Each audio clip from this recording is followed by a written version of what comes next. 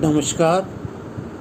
आज दुनिया corona virus के संक्रमण के कारण त्राही त्राही कर रही है। दुनिया में लगभग 55 लाख से अधिक व्यक्ति कोरोना संक्रमित हो चुके हैं।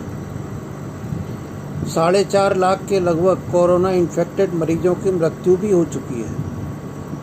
भारत में भी लगभग 1.5 लाख से अधिक व्यक्तियों को कोरोना से संक्रमण हो चुका है एवं 4 से 5 हज़ार व्यक्तियों की मृत्यु भी हो चुकी है।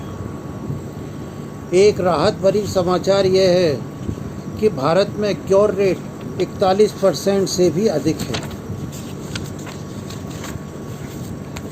कोरोना का इन्फेक्शन अन्य एयरबोर्न इन्फेक्शन की भांति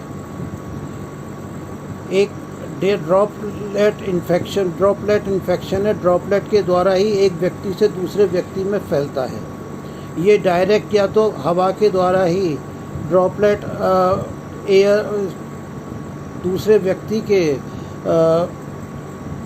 मुंह में या श्वसन तंत्र में इन्फेक्शन कर सकता है, या किसी सरफेस पर गिरकर वहाँ से हाथ के द्वारा फिर जब वो व्यक्ति अपने नाक या मुंह को छूता है उसके द्वारा संक्रमण हो सकता है।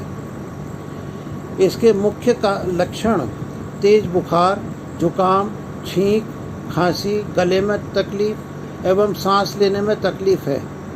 ये सभी तकलीफ़ें अन्य बीमारियों में भी हो सकती हैं।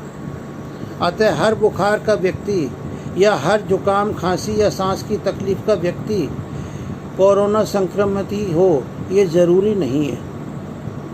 बुखार के, जुकाम, खांसी के व सांस की तकलीफ़ के अन्य भी बहुत सारे कारण हैं, जैसे कॉमन कोल्ड, एलर्जिक राइनाइटिस, सांस के लिए अस्थमा, COPD, बुखार, मलेरिया, डेंगू, टाइफाइड इत्यादि इत्यादि। अतः किसी भी प्रकार की तकलीफ़ को कोरोना मान लेना एवं पैनिक में आना उचित नहीं है। बस इतना अवश्य करना है कि हर इस तरह की तकलीफ़ के लिए अपने डॉक्टर की तुरंत सलाह लें एवं बीमारी को अधिक छुपाएं नहीं।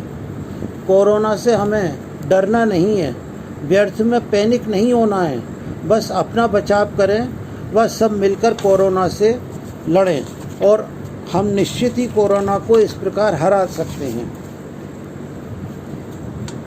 लॉकडाउन के 3 चरण पूरे हो चुके हैं, 4था चरण चल रहा है। चौथे चरण में गवर्नमेंट ने बहुत सी छूटें दी हैं और आगे भी अनेक छूटें गवर्नमेंट की तरफ से दी जाएंगी, लेकिन डर इस बात का है कि कदाचित इन छूटों के कारण कोरोना के संक्रमण में अप्रत्याशित वृद्धि न हो।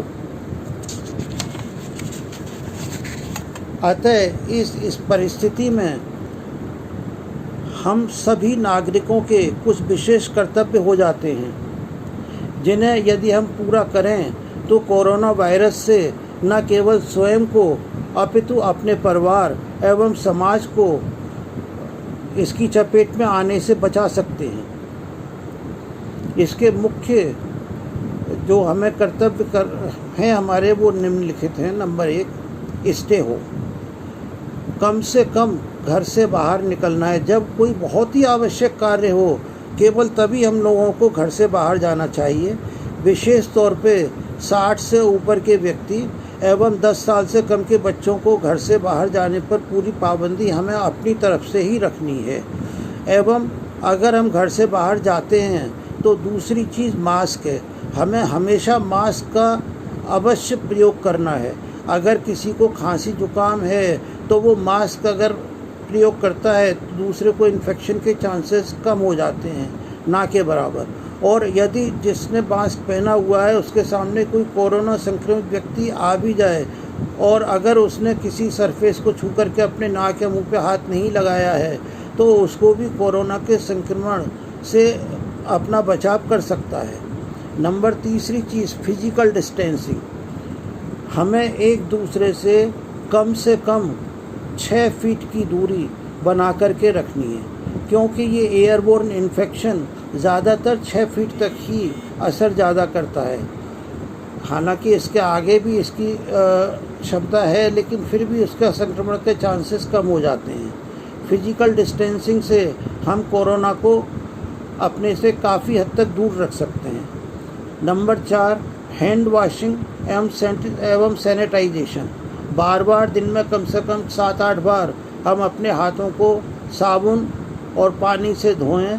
साबुन से धोने में ख़ास तौर पे हमें जो ध्यान रखना है वो ये है कि कम से कम 20 सेकंड तक पहले सामने, फिर पीछे की तरफ से, फिर उंगलियां, अंगूठा और उंगलियों के बीच की जगह, इन सबको अच्छी तरह से साफ़ करें और फिर कलाई उसके बाद साफ़ करें।